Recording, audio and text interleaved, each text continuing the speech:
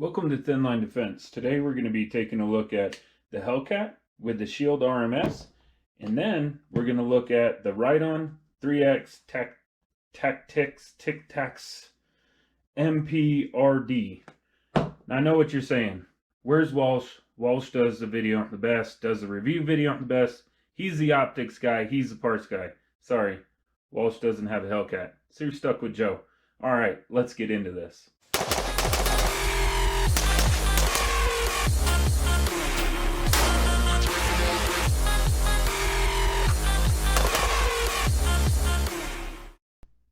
So if you watched my red dot video, my benchtop red dot video, I talked about a Riton optic. It's the RT-R3, MOD, RMD. There's so many acronyms for these.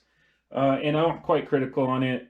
Not my favorite red dot, but I wanted to see what they were doing for the micro pistols. So let's get this bench cleaned off and let's take a look at what's in the box. So in order to compare the Riton micro red dot, I wanted to first look at what I have on the Hellcat as of right now. So this has been on here for a couple years now. I think about a year and a half. This is the Shield, the RMS. It's not the Type C, it's just the RMS. So there are a couple things that I like about this and a couple things that I don't. One of the things that I like is that it has a channel cut out in the rear, so you can still use the sights that come on the Hellcat.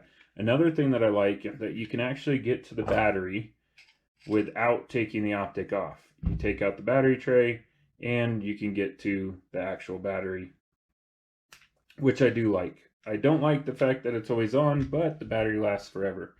The biggest thing that I don't like about this optic is the price. So this optic, depending on where you're getting it from, average range online right now is about $400, $450 for a micro red dot. That's not okay with me. I got it used. I got it for a heck of a deal. So I didn't pay that for it, which I don't think I would ever own this if I had to pay that. But additionally, you can't see it.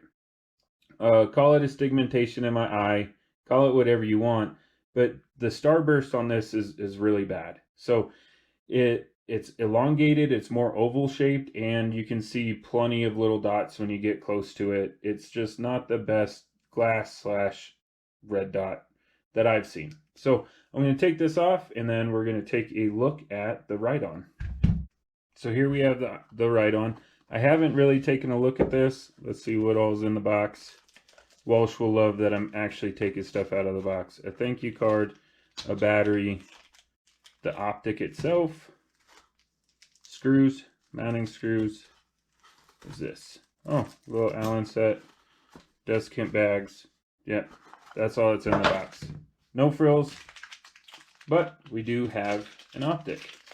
So let's take a look. So right away, I don't see a channel in the back. I hope this is low enough where I can still use the sights, because if not, then this isn't going to stay on the weapon. It does have some mirroring. There's fingerprints on it. So it does have some reflection to it. A little small red dot. And it does have an up and down button on the side. So that's one thing with the Shield, is that it has no brightness settings on it whatsoever. So that's good that you can actually change the brightness. But like I said, if I can't use my sights, it's not going to stay on the gun. So let's get this one off. Let's get this one on. Let's take a look. So a couple key things right away. Number one, let's remove that sticker. It said made in China. Get out of here. So you'll notice that you do have to remove the optic in order to change out the battery. It didn't come with instructions. You have to go to their website to get instructions. So I went on there just to make sure. It does say to install the battery with the positive side out. So just like so. Now, according to their website, it has 50,000 hours. That's always in the lowest setting. Hopefully I could turn it on and off. I don't think it's shake awake. But let's install it and then go over some of the features and see if this is going to stay on the gun or if we're going back to the Shield. It did come with two little tools. One is a Torx bit to install it. The other one are two tiny little flatheads. And that's going to make it really easy to adjust the windage and elevation on it. So Thanks for including the tools, Riton. All right, Houston, we have a problem. So number one, you can see here, if the camera will focus, there isn't a channel cut out back here, so you can barely see your front sight post just peeking over the top of the red dot.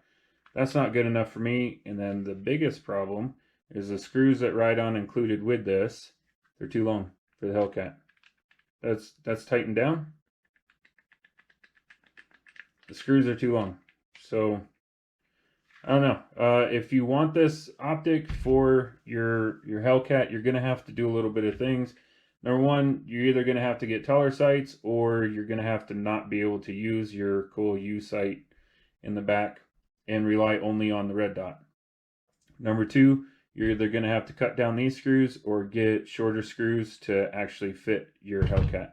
Now, I will say the price went better on this than the Shield. So if it was me, honestly, I'd probably deal with the two issue with the Riton rather than spending another $200 on a sight. So MSRP on this, according to Riton website, is $299, but I saw it for $199.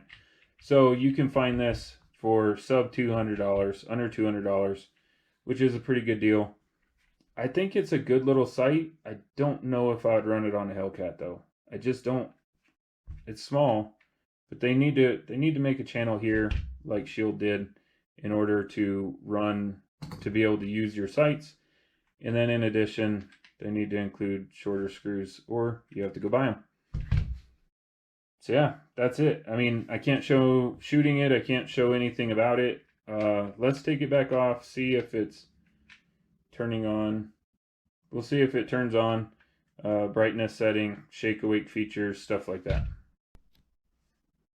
All right, so according to their website, this has 10 levels of adjustability for the brightness, including night vision. So there you can see the red dot. I'm using the black box so you can see it. Give it some shadow. But there you can see the red dot. I'm going to click down one.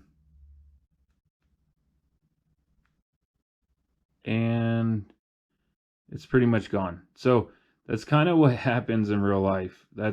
I'm guessing that day and night. I mean, that's the right in between there. It goes from I can't even see it to really bright. So I don't know if that's on purpose, if that's like the lowest setting that you should be using for daytime, and this is the highest setting you should be using for nighttime. You can still kind of see it. But just that one click is a huge difference.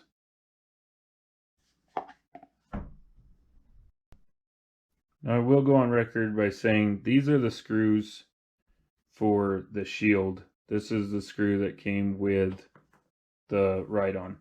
And as you can see, the screw for the Shield have been cut down also. So I think this is a additional problem with many manufacturer, that the screws are too long, and you're going to have to deal with that if you buy a micro red dot for the Hellcat.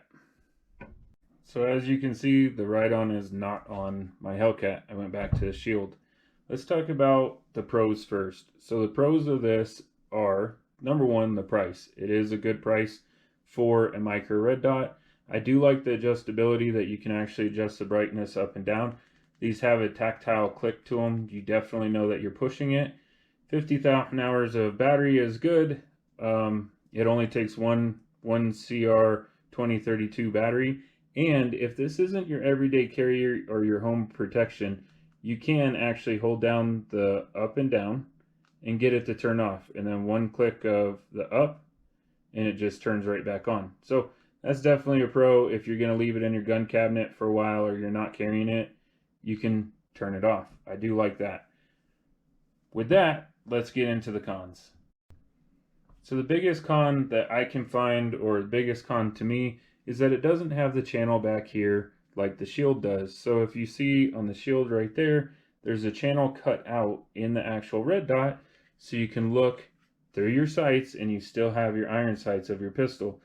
This does not have that, and it's tall enough on the Hellcat that it covers up most of your front sight and most of your rear. It's almost at the same level. So you might be able to see the very top of your sights, but you're not going to be able to get a good sight picture with this red dot on your weapon.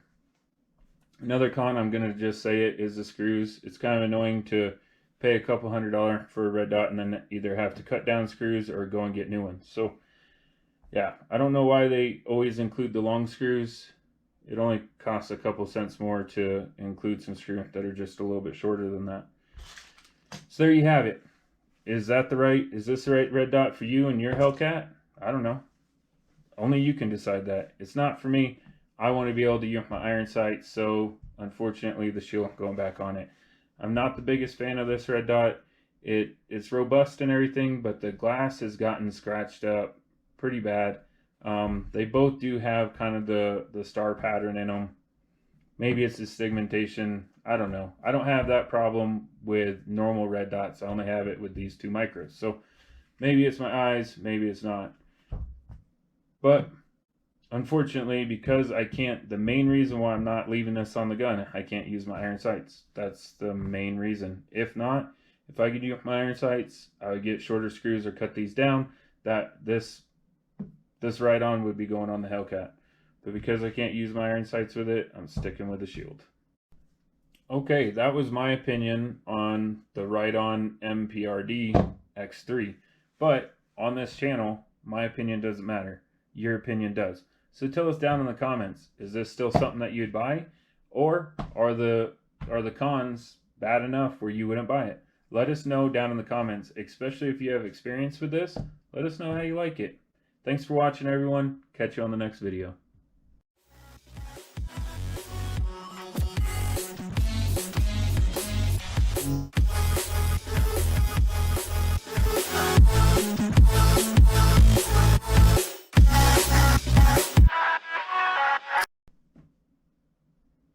God, I hate doing unboxing videos.